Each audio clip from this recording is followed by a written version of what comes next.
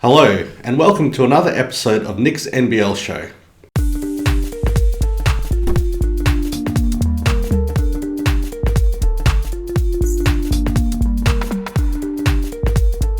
In this episode, I'll go over my 5 takeaways from round 2. We'll hear from New Zealand Breakers commentator Casey Frank.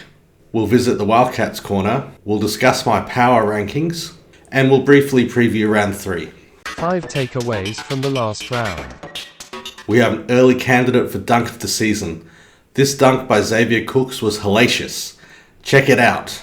They're going to score as well. They just look completely out of sync. Oh, Cooks! That is enormous! See how big that was. Man, doesn't he love it? Boom, Get some shakalaka! of that. Why can't the Bullets win? After the Bullets signed Aaron Baines, there was talk of them being championship favourites, but they are 0-3 on the season after losing in overtime to Tassie. Baines didn't play the entire overtime period. Why? Tassie are undersized, and he could have given them an advantage in the paint. The Taipans look fantastic. Well, they did before Monday. They are playing for each other, and it shows. Adam Ford is leading this team well, and you can tell they would do anything for him. As I've said all along, they are must-watch TV. Get around them. Half of the Brisbane Tassie game wasn't broadcast on KO because a baseball game went overtime. This is unacceptable. KO streams multiple sports simultaneously, so why can't they take a direct feed of the games instead of rebroadcasting ESPN? If I was a KO customer, I'd be demanding some sort of refund. There are better options out there. The Breakers are back. After almost 2 seasons, the Breakers were back at Spark Arena this weekend. Personally, I think they should have had the whole season at home, but nonetheless, it's great that their fans can see them play finally. And they got the win. Which leads us into this week's One Question interview. I asked New Zealand Breakers commentator Casey Frank what the feeling was like in the arena after such a long time without a home game.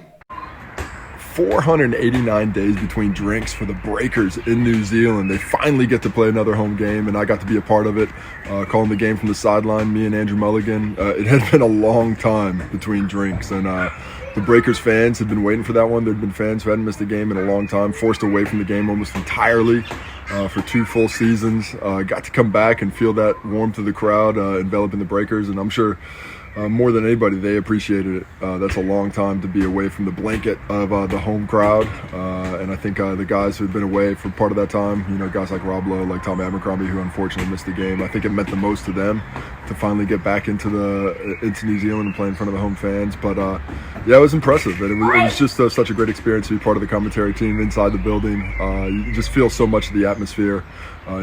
The noise level was, really loud.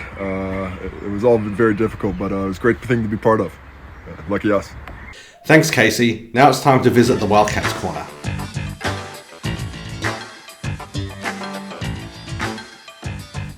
We're finally seeing the real Brady Manek. He showed glimpses on Saturday of what he could do, but he really came alive on Manek Monday with 14 points on 75% shooting, 7 rebounds, 3 assists and 2 steals. This is only the beginning, and the best is still yet to come for Brady.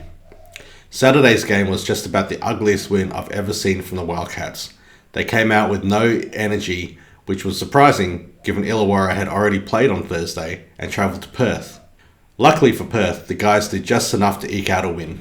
The defensive intensity on Monday against Cairns was beautiful. John Reilly has been preaching defense since he joined the team. Defense. And I think we're starting to see the results of that. No word yet on the extent of Tayshaun's injury, but it sounds like he'll be fit for Friday's game against Melbourne United. Corey Webster is expected to be back for that game as well. Power rankings. The top 3 remain as they are. The Sixers will play their first game this round, so we'll see if they can remain on top. The big loser this week is Brisbane. The only winless team so far deserves the bottom spot.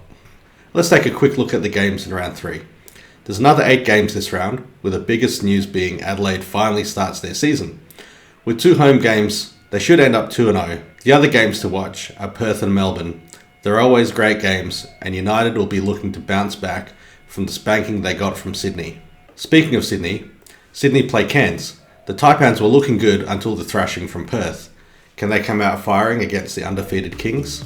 And that's it for this week's episode. Thank you for your support, and if you enjoyed this, please like and subscribe. See you at the games.